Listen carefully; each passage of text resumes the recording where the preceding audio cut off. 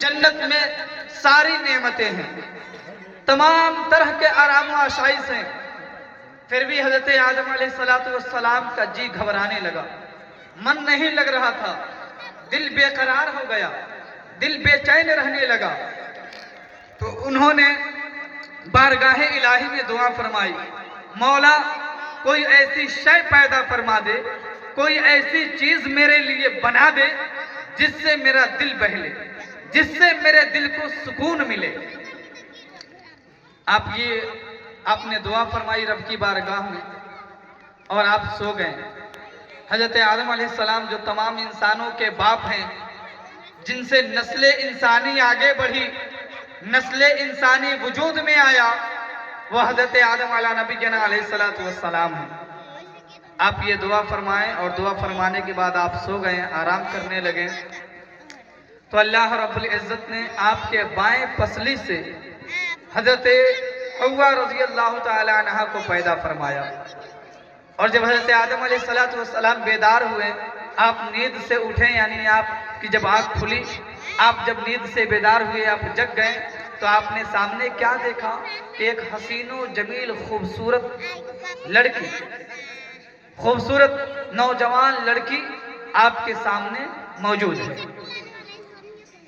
तो हजरत आदम अलैहिस्सलाम ने उनको छूना चाहा, आपने छूने की कोशिश की, देख करके आपका मन मचलने लगा कि इतनी हसीनो जमीन एक लड़की, एक खूबसूरत औरत मेरे सामने मौजूद है।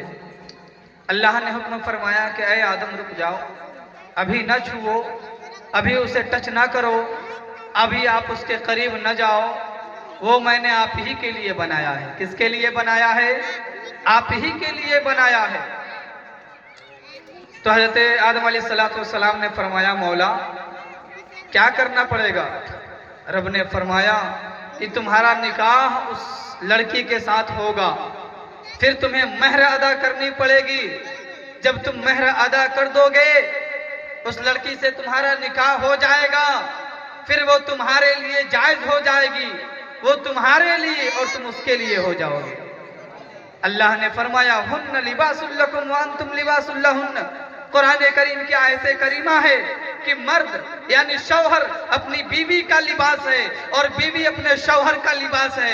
ऐ मुसलमानों, ऐ ईमान रखने वालों, ऐ बिसेनी कला के मुसलमानों, जरा सोचो एक बार कि हम जब अपने तन को जब लिबास से ढकते हैं तो हर कोई चाहता है कि उसका लिबास चमकता रहे, उसका लिबास साफ रहे। और मालूम है एक लिबास का तो ये काम है कि लिबास साफ रहना चाहिए, लिबास अच्छा रहना चाहिए, लिबास पाक रहना चाहिए, लिबास खूबसूरत रहना चाहिए।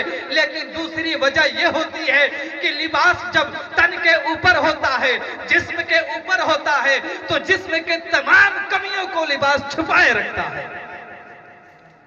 हमारे जिस्म में कहां जख्म है आपको दिखाई दे रहा है क्या? हमारे जिस्म में कहां कटा हुआ है आपको दिखाई दे रहा है क्या?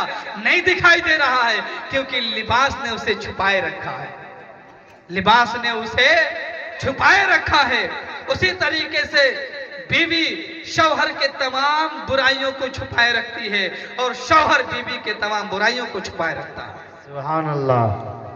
यह है इस्लाम की खूबसूरती, यह है मजहब इस्लाम की खूबसूरती। जब हजरत आदम अला नबी जना अलैहिस्सलातु वस्सलाम का निकाह हजरत हव्वा रज़ी अल्लाह ताला अन्हा से हो गया, रब ने फरमाया कि आदम महर दो। हजरत आदम अला नबी जना अलैहिस्सलातु वस्सलाम ने फरमाया कि मेरे पास तो कुछ नहीं है मौला, मैं महर क्या दूं, महर में क्या अदा करूं? तो रब ने फरमाया, अगर तो तेरे पास कुछ नहीं तो ऐ आदम हमारे हबीब पर तू दुरूद पाक पढ़ दे। सुभान अल्लाह। हमारे हबीब पर, अहमद मुस्तफा मोहम्मद मुस्तफा सल्लल्लाहु ताला अलैहि वसल्लम पर दुरूद पाक पढ़ दे। मुख्तलिफ रिवायात हैं इसमें, किसी किताब में है कि 10 मरतबा, 11 मरतबा या 20 मरतबा या 3 मरतबा, गोया कि जितने मरतबा रब ने फरमाया। हजरत आदम अला नबी जना अलैहिस्सलातु तस्लीम ने दुरूद पाक पढ़ दिया। जब अंगूठे पर देखा, अक्से मुस्तफा जाहिर हुआ, आपने दुरूद पाक पढ़ा और दोनों अंगूठे को होठों से और आंखों से चूम लिया। पता चला कि आंखों से अंगूठों को चूमना ये हजरत आदम अला नबी जना अलैहिस्सलातु तस्लीम की सुन्नत मुबारका है। سبحان اللہ سبحان جو لوگ اللہ. کہتے ہیں کہ انگوٹھا نہیں چومنا چاہیے وہ آئیں سامنے اور کتاب کو اٹھائیں، لائیں تمام احادیث کی کتاب کو لا کر کے یہاں پر رکھیں اور ذرا بتائیں کہ انگوٹھا چومنا کہاں حرام لکھا ہے؟ انگوٹھا حضرت آدم علیہ نبینا علیہ الصلوۃ والتسلیم نے چوما ہے حضور کے نام پر. جب حضور کا نام آتا ہے تو ہمیں بھی چاہیے کہ اپنے دونوں انگوٹھوں کو لبوں سے لگا کر کے آنکھوں سے لگا لیں. اور آپ پڑھتے ہیں حضرت آدم علیہ نبینا علیہ الصلوۃ والتسلیم نے پڑھا قرۃ عینی بک یا رسول اللہ، یا رسول اللہ آپ میری آنکھوں کی ٹھنڈک ہیں. سبحان اللہ.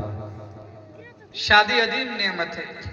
سب سے پہلے حضرت آدم علیہ نبینا علیہ الصلوۃ والتسلیم نے نکاح فرمائی، پھر اللہ رب العزت نے دنیا میں دونوں کو بھیجا، حضرت حوا رضی اللہ تعالی عنہ کو اور حضرت آدم علیہ نبینا علیہ الصلوۃ والتسلیم کو دنیا میں بھیجا. جب آپ دونوں کا ملان ہوا، میں مختصر بتاتا چلوں، نسل انسانی وہیں سے وجود میں آئی. سبحان اللہ. انسان کی بڑھوتری ہونے لگی، یکے بعد دیگرے، دو دو سے چار، چار سے آٹھ ہونے لگے. انسانوں کی پیدائش وہیں سے شروع ہوئی، انسان بڑھنے لگے اور آج اس قدر بڑھ گئے کہ دیکھیے دنیا میں کتنے انسانوں کی آبادیاں ہیں. اللہ رب العزت نے ساری چیزوں کے لیے جوڑا بنایا ہے، ساری چیزوں کے لیے جوڑا بنایا ہے.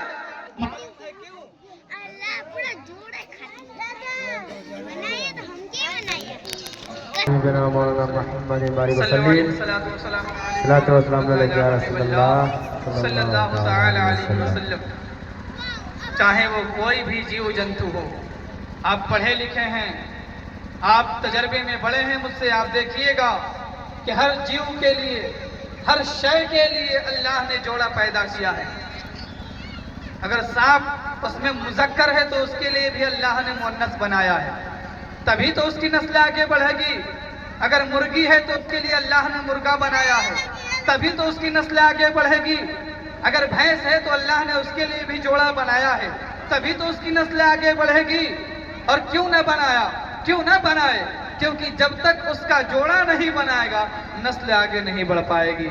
معلوم ہے کشتی نوح کا واقعہ، طوفان نوح کا واقعہ معلوم ہے. اللہ رب العزت نے حکم فرمایا کہ اے نوح، حضرت نوح علیہ الصلوۃ والتسلیم اللہ رب العزت کے نبی تھے، پیغمبر ہیں. اللہ نے فرمایا کہ اے نوح کشتی کو تیار کر دو، ناؤ کو بنا دو اور تمام جوڑوں کو اپنے کشتی میں سوار کر لو، کیونکہ ایک ایسا طوفان آئے گا جو تمام کافروں کو، تمام ظالموں کو نیست و نابود کر ڈالے گا. حضرت نوح علیہ السلام نے اپنے ناؤ میں، 3 منزلہ ناؤ، اس ناؤ میں، اس کشتی میں تمام جوڑوں کو رکھ لیا تھا، تمام جوڑوں کو رکھ لیا تھا. اس میں شیر تھا تو شیر کے ساتھ شیرنی بھی تھی، اس میں بکری تھی تو بکری کے ساتھ بکرا بھی تھا. گویا کہ تمام جوڑوں کو حضرت نوح علیہ الصلوۃ والتسلیم نے اس کشتی میں سوار کر لیا. اے مسلمانوں، نکاح کی بڑی فضیلت ہے. حدیث پاک میں آتا ہے، ہمارے نبی ارشاد فرماتے ہیں کہ اے نوجوانوں، تم میں سے جو نکاح کی استطاعت رکھتا ہے، جو نکاح کی کیپیسٹی رکھتا ہے، جو نکاح کرنے کی طاقت رکھتا ہے، اسے چاہیے کہ وہ نکاح کرے. اور جو نکاح کرنے کی طاقت نہیں رکھتا اسے چاہیے کہ روزہ رکھے، کیونکہ روزہ شہوت کو توڑتا ہے. نکاح سے بڑے فائدے ہیں، نکاح کی بڑی فضیلت ہے. جس طریقے سے جب ہم کسی پودے کو لگا دیتے ہیں اور لگانے کے بعد اس میں پانی نہ ڈالیں تو وہ مرجھانا شروع ہو جاتا ہے، وہ مرجھانے لگتا ہے. جب ہم اس کے جڑ میں پانی کو ڈالتے ہیں پھر وہ کھل اٹھتا ہے، پھر اس میں پھول آتے ہیں، پھر اس میں پھل لگتے ہیں. وہ پودا سے درخت ہو جاتا ہے اور ہمیں پھل دینے لگتا ہے. انسان اس سے فائدہ حاصل کرتا ہے. اسی کے مثل، اس سے زیادہ بہتر جب کوئی بھی نوجوان شادی کرتا ہے، نکاح کرتا ہے، تو جو اس کے اندر تمام برائیاں ہوتی ہے، تمام برائیوں کو چھوڑ دیتا ہے اور اپنی بیوی کے ساتھ خوش رہنے لگتا ہے. تمام ضرورتوں کو چھوڑ کر کے اپنے بیوی کے پاس وقت دیتا ہے اور اس کی زندگی میں خوشحالی ہی خوشحالی آنے لگتی ہے. حضور کی حدیث پاک ہے، آقا ارشاد فرماتے ہیں التمسوا الرزق بالنکاح. اے نوجوانوں، اے ایمان والو، نکاح کے ساتھ رزق تلاش کرو. پہلے نکاح کرو پھر رزق تلاش کرو. तो पता चला कि निकाह में बहुत ही बरकत है। निकाह करने से आपके कमाइयों में बरकतें होंगी, निकाह करने से आपके रिस्क में बरकतें होंगी, निकाह करने से आपके घर में बरकतें होंगी, निकाह करने से आपकी नस्लों में बरकतें होंगी। इसलिए दीनदार से निकाह करो, उस लड़की से निकाह करो, उस औरत से निकाह करो जो दीनदार हो, जो कलामे इलाही को जानने वाली हो। लेकिन आज अफसोस कि हम उसके घर में शादी करते हैं जो ज्यादा मालदार है, जो ज्यादा रुपया पैसा वाला है। एक सहाबी रसूल का वाकया बताता हूँ बहुत ही मुख्तसर, फिर उसके बाद मैं अपनी बात को खत्म कर दूंगा। हमारे बाद और भी हजरत हैं, इंशाअल्लाह वो भी अपनी बात को आप तक पहुँचाएंगे। हजरत सैयदना जलबीब रज़ी अल्लाह ताला अन्हु सहाबी रसूल, हमारे नबी उनसे मोहब्बत करते थे और वो अल्लाह के रसूल से बेइंतहा मोहब्बत करते थे। वो बहुत ही गरीब थे और बहुत ही गरीब के साथ साथ वो खूबसूरत भी नहीं थे। बदसूरत यानी कि यूं कहिए कि वो काले थे, बदसूरत नहीं कह सकते। किसी भी सहाबी को हम बदसूरत या किसी भी इंसान को हम बदसूरत नहीं कह सकते, क्योंकि अल्लाह ने फरमाया लक़द खलक़नल इंसान फी अहसनि तक़वीम, कि अल्लाह रब्बुल इज़्ज़त ने कायनात में सबसे खूबसूरत इंसान को बनाया है, सबसे बेहतर इंसान को बनाया है। हज़रत जलबीब रज़ियल्लाहु ताला अन्हु जिनकी शादी नहीं हुई थी, अल्लाह के रसूल ने फरमाया कि ऐ जलबीब निकाह कर लो। क्या कर लो? निकाह कर लो। उन्होंने कहा कि हुजूर मुझसे शादी कौन करेगा, मुझसे निकाह कौन करेगा, मैं गरीब भी हूँ और मैं काला भी हूँ, मुझसे निकाह कौन करेगा। तो हुजूर ने फरमाया कि चले जाओ फला के घर में और फला के घर जा करके कहना कि हुजूर ने सलाम अर्ज किया है, हुजूर ने सलाम भेजा है, हुजूर ने सलाम भेजा है। आप पहुंचे फला के घर और उसके दरवाजे पर दस्तक दी और उसके बाद आपने अर्ज किया कि हमारे नबी सल्लल्लाहु ताला अलैहि वसल्लम ने सलाम भेजा है, आपको सलाम अर्ज किया है। उन्होंने सलाम का जवाब दिया। घर में बड़ी खुशी हुई कि रहमतुल लिल आलमीन ने सलाम भेजा है, सरवरे कायनात ने सलाम भेजा है। अरे सब लोग खुश हो जाओ, सब लोग सलाम का जवाब दो। सबने सलाम का जवाब दिया और सहाबी रसूल हजरत सैयदना जलबीब रज़ियल्लाहु ताला अन्हु ने फरमाया कि हुजूर ने सलाम भेजा है और उसके साथ एक और पैगाम भेजा है, एक और पैगाम भेजा है। वो पैगाम क्या है आप हजरत सुने।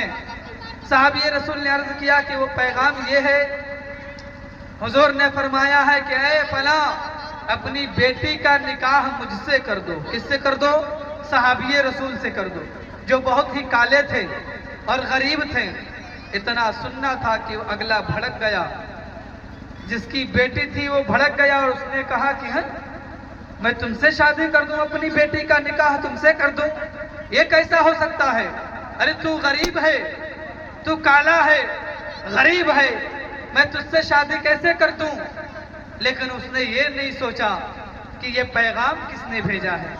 ये पैगाम रहमतुल लिल आलमीन ने भेजा है, ये पैगाम मदीने के कायनात के सरकार ने भेजा है, ये पैगाम मदीने वाले आका ने भेजा है। ये नहीं सुना। जब लड़की को ये खबर गई, जब लड़की की कान में आवाज पहुंची कि ये पैगाम रहमतुल लिल आलमीन ने भेजा है, ये पैगाम सरवरे कायनात ने भेजा है, तो उस लड़की ने हाँ में हाजिरी दी, हाँ में जवाब फरमाया और उस लड़की ने कहा कि मैं शादी करने के लिए तैयार हूँ। आप नहीं समझ रहे मेरी बात को। लड़की ने कहा कि मैं शादी के लिए तैयार हूँ, इसलिए तैयार हूँ कि आका का हुक्म है, आका के पैगाम है कि इस सहाबी रसूल से निकाह करो, क्योंकि जब सहाबी रसूल से निकाह करोगी तो तुम्हारी जिंदगी भी संवर जाएगी और तुम्हारा आखिरत भी संवर जाएगा। सुभान अल्लाह, सुभान अल्लाह। हुक्म किसका था? मेरे आका का था। अरे वो मदीने के ताजदार, वो कायनात के ताजदार, वो रहमतुल लिल आलमीन, जिसके हुक्म से चांद दो टुकड़े हुआ, जिसके हुक्म से डूबा हुआ सूरज उल्टे पांव पलट आया, हुक्म उनका था। उस लड़की ने कहा कि मैं निकाह करने के लिए तैयार हूँ, मुझे ना गोरा देखना है ना मुझे काला देखना है, मुझे बस ये देखना है कि पैगाम किसने भेजा है। इसलिए अब तमामी हजरात से मैं गुजारिश करता हूँ کہ آپ حضرات بھی اپنے بچوں کا نکاح، اپنی بچیوں کا نکاح اس گھر میں کریں جو دیندار ہیں۔ آج ہم مہنگے گاڑیوں پر گھومتے ہیں، مہنگا لباس پہنتے ہیں، لیکن افسوس کہ قرآن کریم کا علم نہیں ہے، قرآن پڑھنے کا طریقہ نہیں معلوم ہے۔ ہم مسلمان ہیں، ہم اپنے بچوں کو بھی علم دین سکھائیں، اپنی بچیوں کو بھی علم دین سکھائیں۔ رب قدیر کی بارگاہ میں دعا ہے، مولا ہم سبوں کو صراط مستقیم پر چلنے کی توفیق عطا فرما۔ پروردگار عالم، آج کی یہ نورانی محفل تیرے اور تیرے حبیب کی یاد میں جشن شادی خانہ آبادی کے موقع پر سجایا گیا ہے، رچایا گیا ہے۔ پروردگار عالم، اس نیک محفل کو اپنی بارگاہ سمدیت میں قبول و مقبول عطا فرما۔ وآخر الدعوانا ان الحمدللہ رب العالمین۔ السلام علیکم ورحمۃ اللہ وبرکاتہ۔